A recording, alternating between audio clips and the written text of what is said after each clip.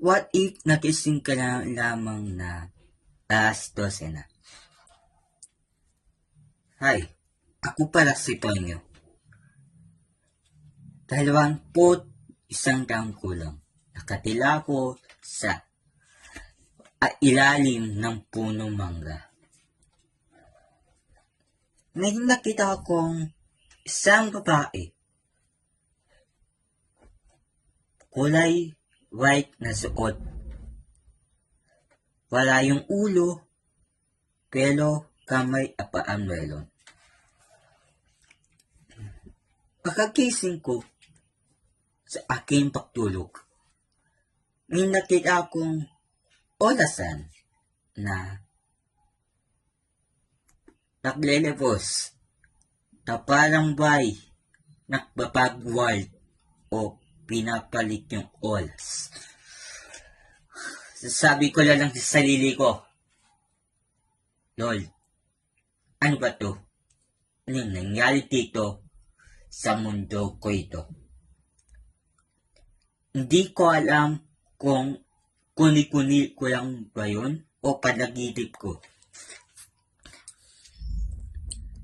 At pagkagising ko muli,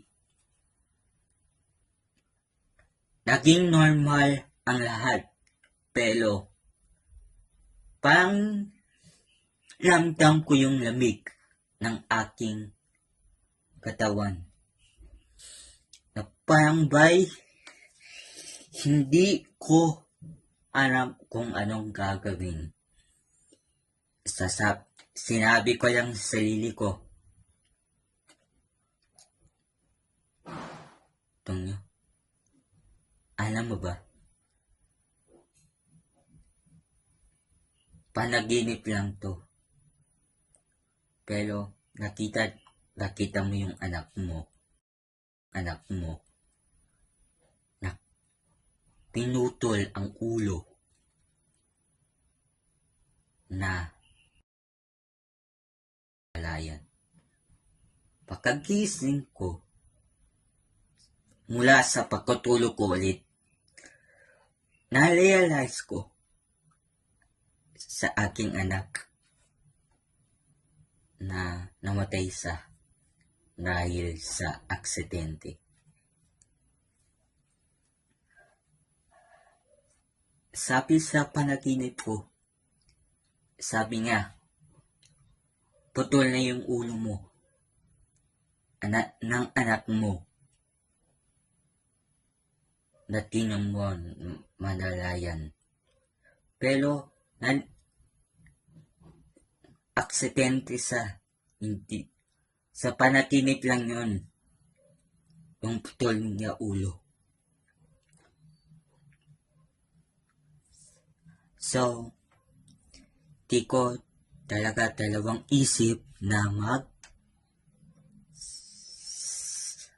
pumunta sa doktor, sa mental hospital, na palang napapaliw na ako sa aking pagtulog, kung ano-ano na lang nakapasok sa isip ko.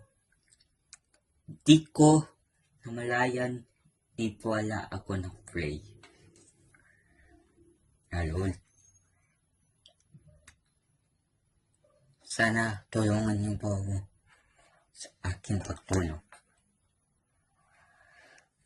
Nakalimutan ko na humingi ng patawaran.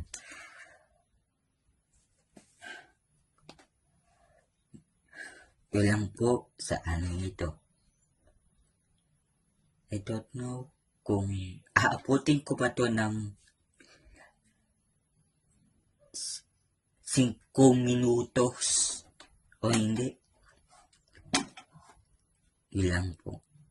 Maraming salamat.